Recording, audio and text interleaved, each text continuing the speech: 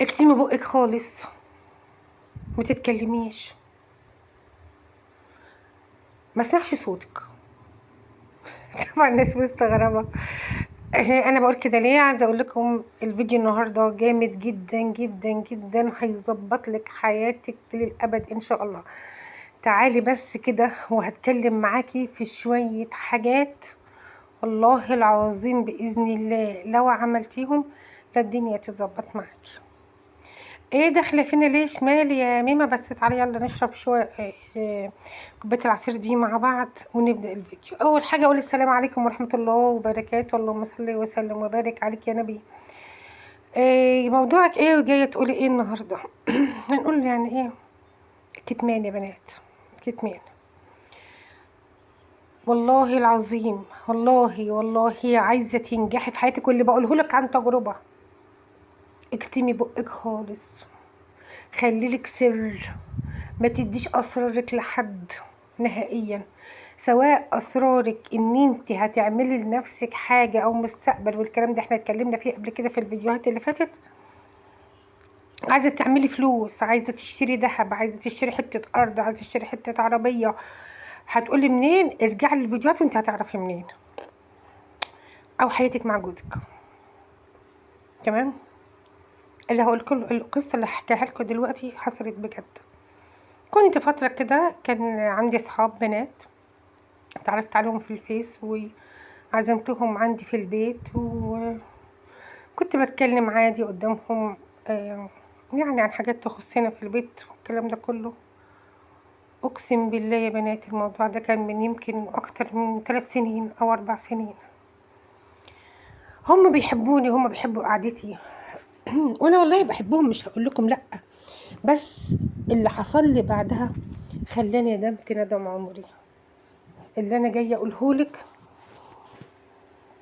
عن تجربه شخصيه.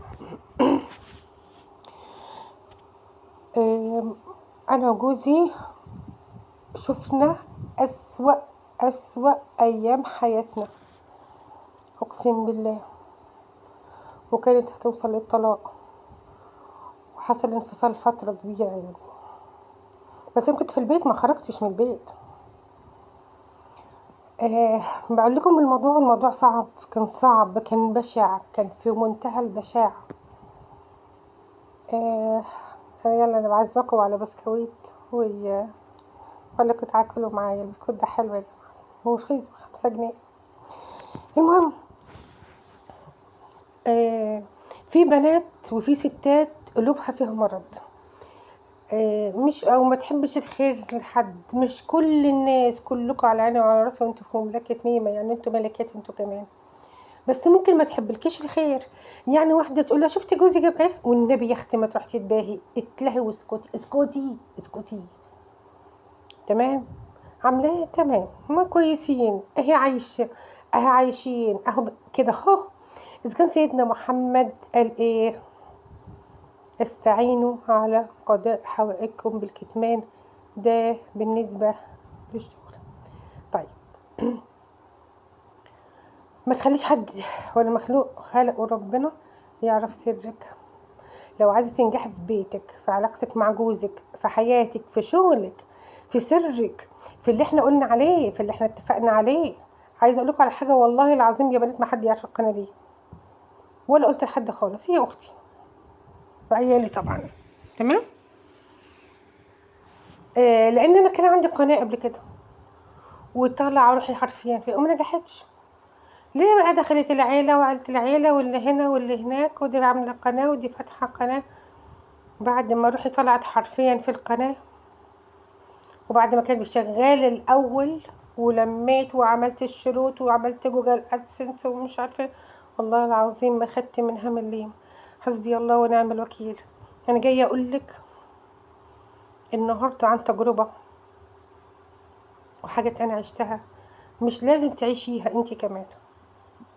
طيب، بالنسبه لجوزك احنا مثلا انت لو قلت جوزك كده، شفت التاني بقى جوزها ما بيجيبش، بتقول شفتي يا اختي جوزها بيجيب لها واحنا ما جبناش، ده احنا بختنا مايل حلو. البسي انت بقى مع جوزك، يلا خدي لك اسبوع ولا اسبوعين مشاكل، ماشي. عارفه لو انتم مقطعين بعض في البيت انت وجوزك ما تقوليش، خلاص اسكتي خالص والله العظيم.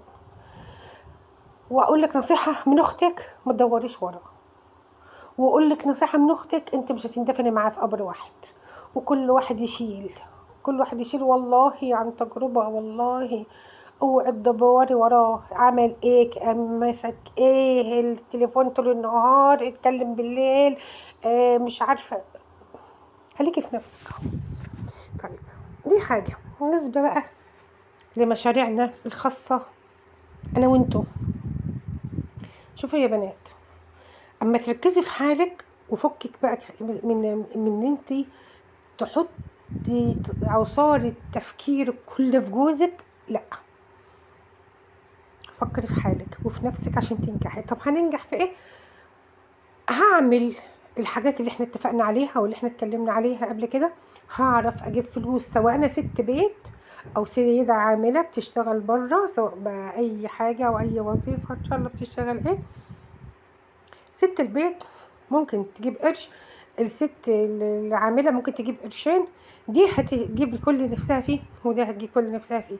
هتلبسي دهب، لو عايزة تجيب عربية هتجيبي عربية والله العظيم. اول حاجة لازم تتكل على الله، ما تسيبيش صلاة الفجر، ادعي على ربنا. انا عن نفسي ما عنديش، بس حتى امل اجيبها. جبت دهب، شوف الفيديوهات، جبت والله العظيم الدهب ده اللي انا جايباه من كل الطرق اللي انا قلت لكم عليها. خلاص يبقى انا اسكت. في الدول لما يبقى فيه حروب بيبقى متكتمين. فاكرين في 73 كانوا الحكومة او الدولة بيصدروا للناس مشهد غير الحقيقة. يعني هم في الحقيقة بيحضروا الحرب، انما قدام الناس ناس بترقص وناس بتعمل حفلة فين وناس مش عارفة ايه وناس بترقص على الجبهة، صح؟ احنا كمان لازم نعمل كده. خلي بالك من نفسك، من بيتك، مملكتك، انتي ملكة وتعاملي انك ملكة.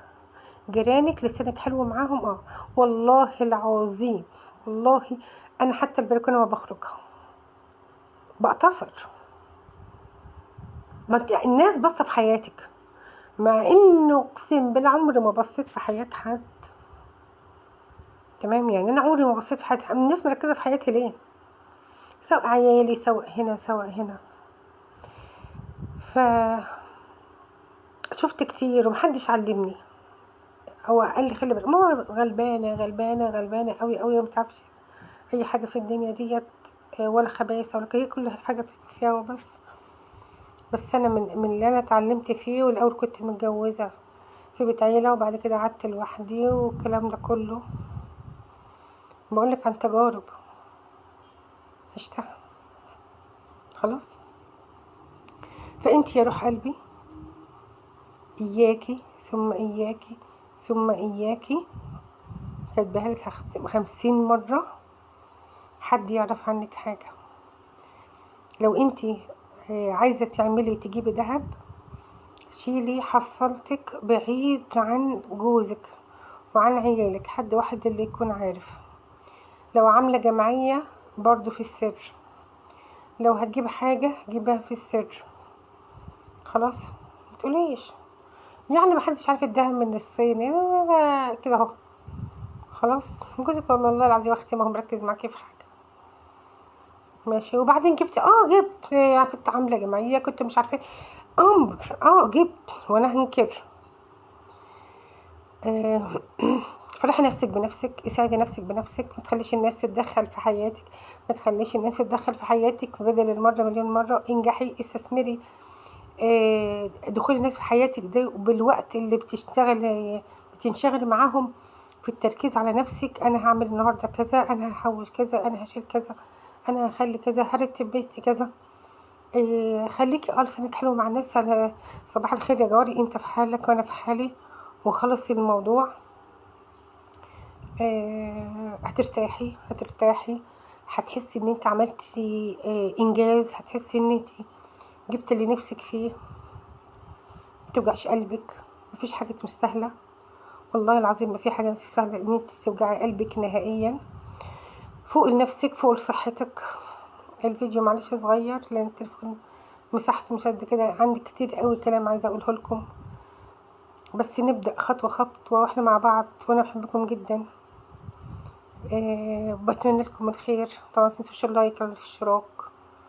اكتبوا لي تجربتك ايه، شفت ايه اللي عديتي فيه. على فكره انا اخصائيه نفسيه، يعني اي حد عنده مشكله ممكن يناقشها.